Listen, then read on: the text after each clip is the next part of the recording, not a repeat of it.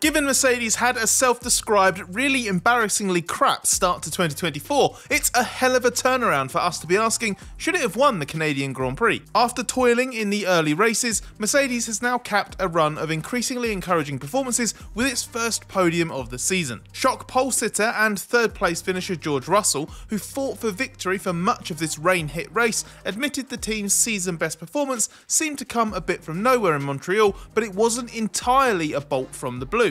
Mercedes had already shown signs of greater competitiveness in recent races, building hopes it might be getting on top of this rules era after all. Yes, there were factors in Canada that went in Mercedes' favour, as intermittent rain led to disrupted practice sessions and a slightly jumbled pecking order. Part of that was Monaco winner Ferrari being out of the picture entirely and Red Bull not being quite in its comfort zone over the curbs of this circuit. Yet in any other race this season, it would not have been Mercedes being primed to take advantage. It didn't even have a podium before this weekend, let alone look like it might fight for victory. But that's exactly what it did, and to be honest, the Canada weekend looked different from the start. Lewis Hamilton looked particularly on it in practice, then Russell took charge, going quickest in qualifying for his first pole in 2 years. This meant the Mercedes was a match for Red Bull for the second time in 2 races, as remember, Russell beat Max Verstappen in Monaco.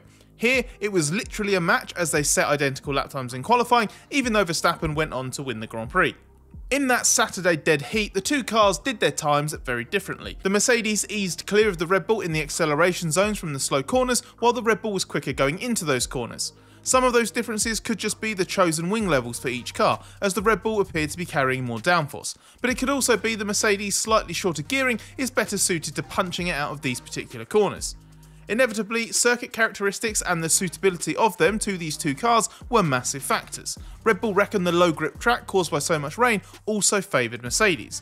But again, a track suiting Mercedes and not suiting Red Bull earlier in the season would definitely not have led to Russell leading the first stint and fighting in the lead group to the end. The only question is whether or not more could have been achieved. Russell seemed to overuse his intermediates early on, which eventually cost him vital track position, and he also made a mistake later in the race that dropped him behind McLaren's Lando Norris as well. Hamilton probably did the better job of the two in the race, but he was too far out of the picture from the start because of a disappointing qualifying, and he actually lamented his performance as one of his worst ever drives.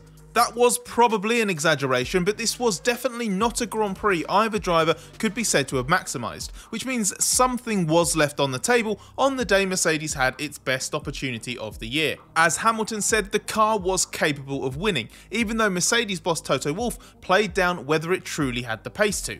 So given how bad the season started, how did Mercedes get into this position, and can it be replicated in future races? The most obvious change Mercedes has made visually to its car lately is to its front wing. Russell ran it in Monaco when there was only one available, but in Canada, Hamilton had it too. If you think back to the beginning of the season, the unique Mercedes front wing design was a big talking point. Mercedes effectively reduced the width of the top flap by having a gap inboard either side of the nose connected by a narrow strip of carbon fibre to satisfy the regulations. That front wing concept is now consigned to history. It would be easy to condemn that design as a mistake, but it wasn't. Early in the year it was a performance gain, but as Mercedes' understanding evolved, it realised a more conventional design was the way to go. And that's all because of the weaknesses Mercedes has gradually worked through. Last year the big problem was a lack of rear end stability at high speed, so a key development objective was to improve the downforce on the rear.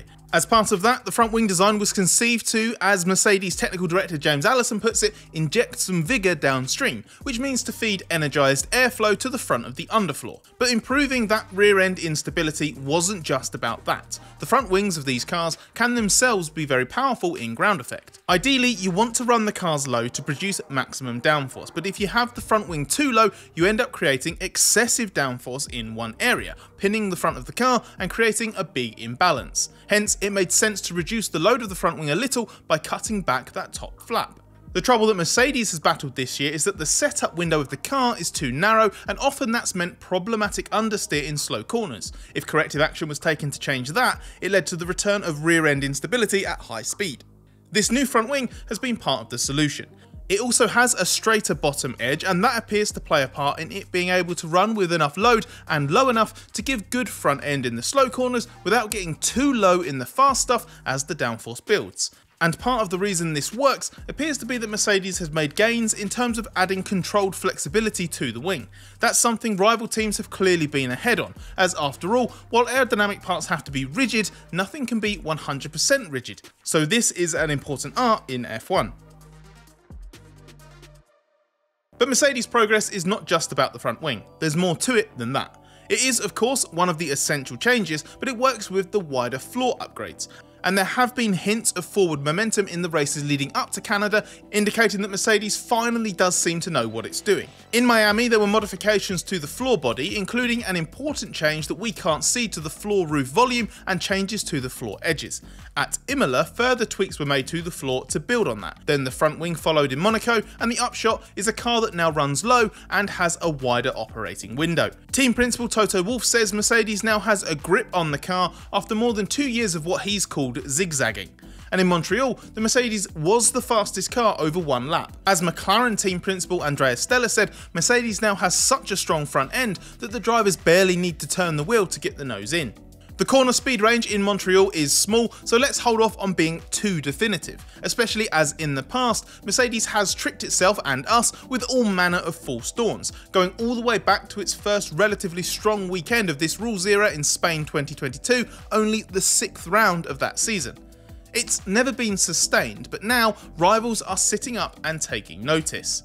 And when we asked Russell after qualifying if this progress feels rooted in something more real than the previous breakthroughs, his answer was an emphatic yes, 100%. Mercedes now really does seem to know what it's doing and be on the right path. It's going to need to repeat this kind of performance on more conventional circuits, and Barcelona next up will be a big test. There is still much to prove to make this performance a regular occurrence again, but whisper it quietly, Mercedes just might be back.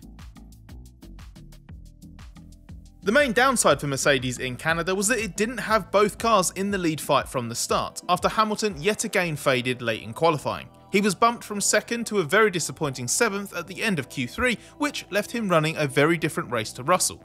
Qualifying continued Hamilton's poor run of form relative to his teammate. It's now 8-1 Russell on Saturdays in 2024, and there have been different reasons for that. Most recently, Russell had a faster car spec in Monaco with the new front wing and had probably underperformed there in practice. Both had the same upgrades in Canada, but again Russell was weaker in practice, learned key tyre preparation lessons from Hamilton's data and improved, while Hamilton made some small mistakes in Q3. The track was getting slower in qualifying, the wind picked up, and the tyres weren't quite in the same happy place in the changing conditions. So Hamilton was neither quite as comfortable in the car nor with the margin of error he had previously. But the pace was there, the execution was just slightly lacking as he made small mistakes on both his Q3 laps. Hamilton also seemed to be consistently braking later than Russell and losing time on corner exit, which indicates he was asking a bit too much of the car on corner entry, possibly based on a feeling from practice that was no longer there, while Russell was a bit more in tune to what the car needed come qualifying. A couple of weeks ago in Monaco, Hamilton seemed to imply he's being held back against Russell and claimed he doesn't expect to beat Russell in qualifying again this year. The suggestion that performance comes away from Hamilton's car specifically was inevitably inferred as Hamilton being undermined in some way, given he's leaving Mercedes at the end of the year to join Ferrari. It's hardly unusual for a driver on the receiving end of consistent narrow defeats to get a little bit paranoid, wondering why it's always them. But maybe we need to invoke Occam's razor, that the simplest explanation is likely the correct one. And that is that it would make little sense for Mercedes to deliberately hold back one of its drivers, and that Russell's just been faster when it's counted. Hamilton's accountability after the race in Canada suggests he knows this is the case.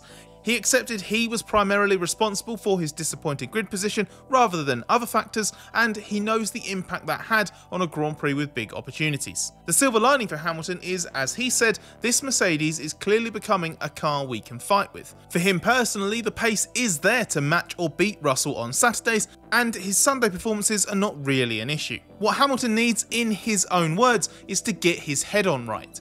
Taking responsibility for his qualifying results is already a step towards achieving that, because nothing good will come from assuming he can't beat Russell on Saturdays, or worse, believing that something is going on to affect that. And there's obvious motivation to take from Mercedes' improved performance, as Hamilton can start to believe that there are bigger results to grab if he makes what are ultimately very small improvements in qualifying.